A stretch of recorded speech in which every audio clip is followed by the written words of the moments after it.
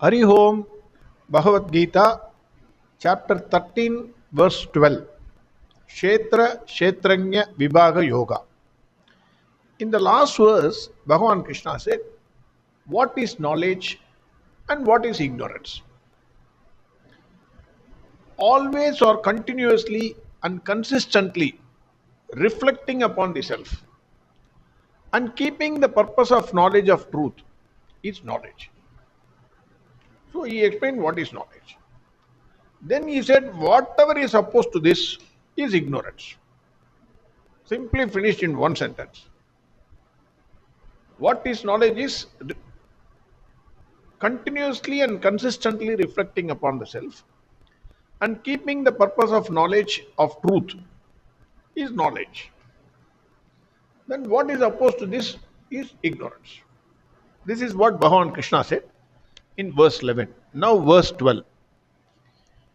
Nyeyam yattat pravakshyami yajñatva mridamashnute anadimat param brahma na sattanna saduchyate.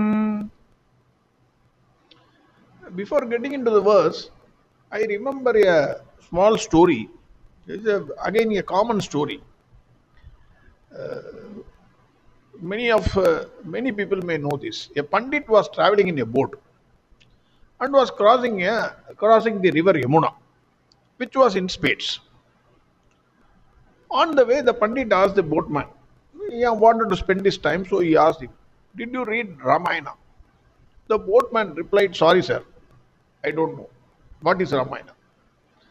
Panditji said, 25% of your life you have wasted.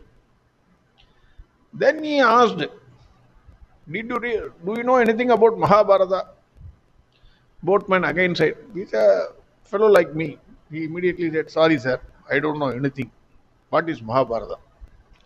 Panditji said, 50% of your life is wasted. Then Panditji asked, "Did you know at least a few verses in Bhagavad Gita?" Same reply from boatman. Panditji replied, 90% of your life you have wasted.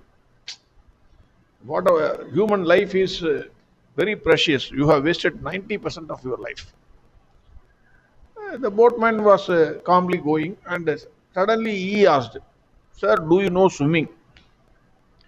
Panditji replied, "Why are you asking? I don't know swimming." Boatman replied, 100% of your life is a waste. There is a hole in the boat and the boat is capsizing. It will drown in a few minutes. So he jumped and started swimming. Similarly, we know hundreds of things in life. Philosophy, science, politics, finance, anything. Some people they are experts in all the subjects. Any subject you talk, he will authoritatively give his view and say his view is only correct view. You will not hear anybody else's view. But we do not know one thing without which all the other things are a waste in our life. That is Atma. Bhagavan says, Nyeya, that is, what is to be really known is Brahman, about which I will tell you clearly. Nyeyam yattat pravakshyami. I will tell you clearly what is Brahman. Before proceeding further, I must caution, because Swami Chinmayananda says that even though Bhagavan says, I will tell you clearly, it is not so clear. The reason being, our mind instrument is not adjusted properly. That is the reason. That is what Swami Chinmayananda says. So, we have to be careful and try to adjust our instrument also to understand these are all higher, extremely high level concepts. So, even then, there is nothing wrong in knowing it, whether we are, because to realize the self, before realizing the self, we should know what is self. So the path is given by Bhagwan Krishna. So closing our eyes, we can walk in this path. That is what I feel. Knowing about Brahman, Bhagavan says one gains deathlessness. That is Amrutamashnute. Yeyam yattat pravakshyami yajñātva mృదమశ్నుతే. Amrutamashnute. Deathlessness means freedom from cycle of birth and death. That we all know. Anything that is born must die. This body is born, hence it will 100% die. No one, once you are born in this world, no one can escape death. Their body cannot escape death. Saint Ramanuja has died. Adi Shankara has died. Then what to talk about you and me? We will also one day die. Our body will die. But Atma is unborn and hence it is eternal. Amrutam. Realizing and experiencing that we are not the body but Atma makes us eternal. That is the concept. Amrutam Ashnute. Then Bhagavan says, what is Gyeya is Anadimat. It has no beginning, beginningless. We have already seen the measure of time is second and not first. 1 second, we say. Measure of time is second. Time is born from Bhagwan Krishna. That which is within the concept of time and space will die. Bhagavan is not within Brahman. Brahman is not within the realm of time and hence it is Anadi. Already we had a detailed discussion on this. Why the measure of time is second. I would say that please hear chapter 2 verse 24. In chapter 2 verse 24 this has been in detail discussed.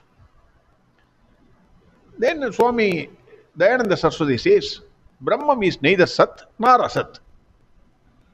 Anadimat param brahma na sattanna saduchyate. Na Sat or Asat. Brahman, one cannot say either it is existent or non-existent. This may be slightly a confusing statement. We will try to understand. It is not non-existent in the sense that it is not something absolutely not existent.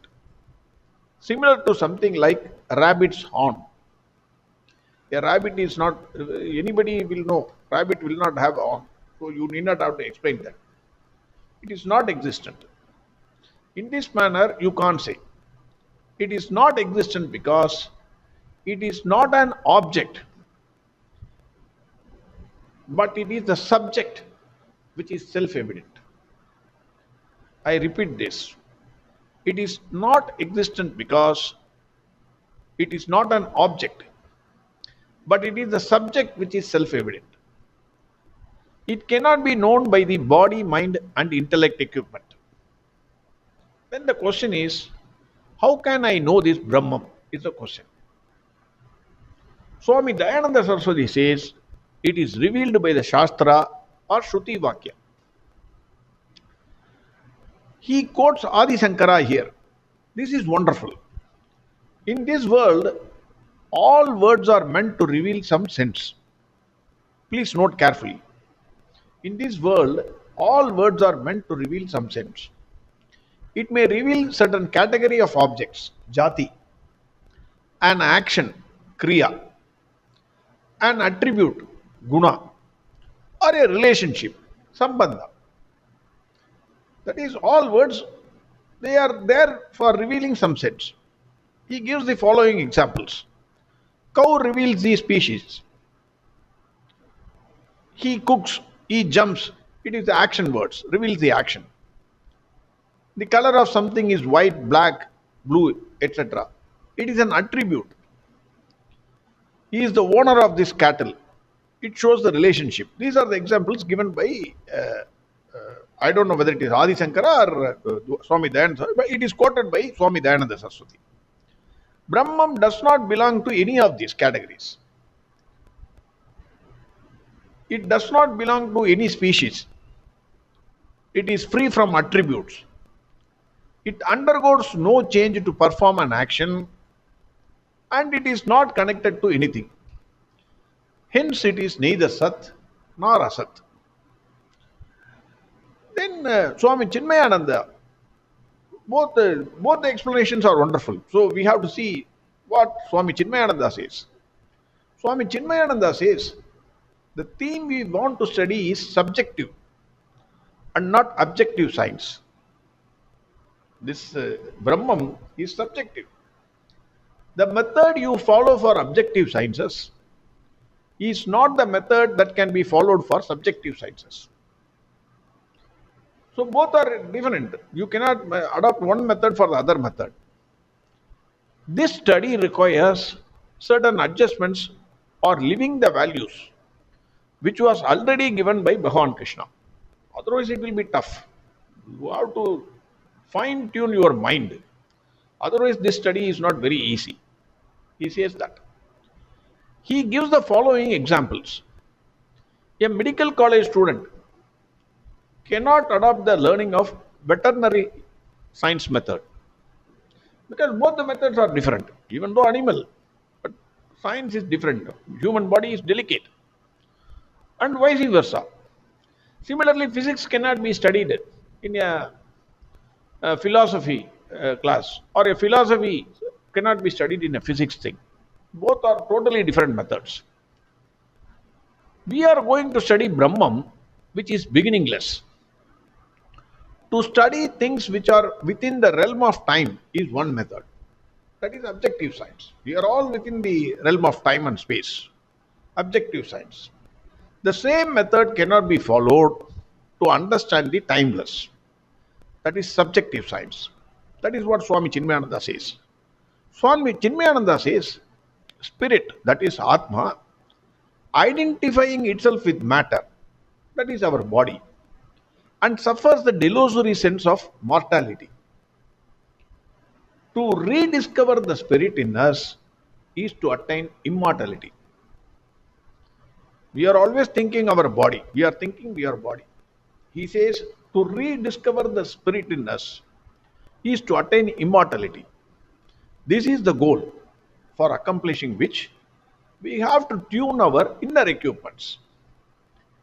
He says the supreme consciousness which illumines all our experiences cannot be caught within our perceptions, be it physical, mental, or intellectual. With reference to consciousness, everything else is an object. It is the only one subject, consciousness. Pure consciousness is the only one subject. And since it cannot be perceived, felt, or thought of, it is not said to be existent, that is Sat.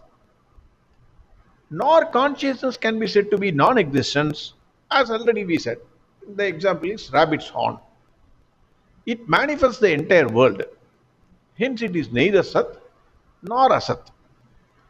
Swami Chinmayananda says that the concepts of Sat and Asat are judgments of human mind and intellect. The consciousness that illumines these judgments is the self. All our perception, whether it is physical, mental, or intellectual, they are all illumined because of the presence of Atma in us. Otherwise, nothing can work. We are a dead body. He says the illuminator and the illumined can never be the same. Therefore, the one subject, as opposed to all objects, can be said to be neither existent nor non-existent. That is what Swami Chinmayananda says. Again, verse 12. Nyeyam yattat pravakshyami yajñātvā mృదమశ్నుతే anādimat param brahma na sattanna saduchyate. Next verse we will see tomorrow. Harihom Sarvam Krishnarpanamastu. Narayana Narayana Narayana Narayana Narayana Narayana Narayana Narayana Narayan Narayan Narayan Narayan Narayan Narayan Narayan Narayan Narayan Narayan